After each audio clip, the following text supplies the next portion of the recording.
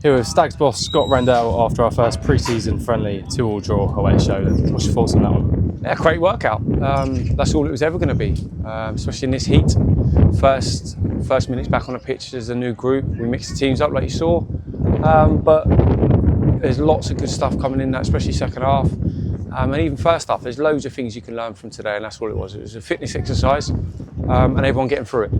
Yeah, even though, as you say there, it's mostly for fitness, but second half especially, I thought we put in some great pieces of play.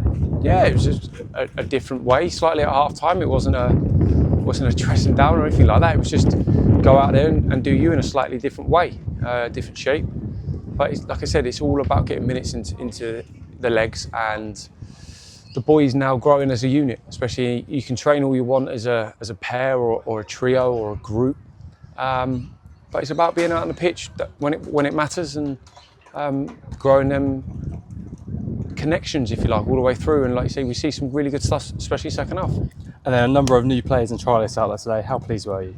Yeah, fantastic from everyone. They all grafted. This is really, really hot. No excuse, that's what pre-season is. So playing on a 4G pitch in this heat, it's not the easiest. And especially first half when they had a very, very strong team out there, it was going to be tough. But the boys stuck to it, carried on going, and started to put a little bit of forward momentum into us going forward from now. And then two young lads in the team today, Dylan Burks and Dylan Andrews. How pleasing is it to see two young lads getting first team opportunities? Yeah, it's part of what we're trying to do, you know.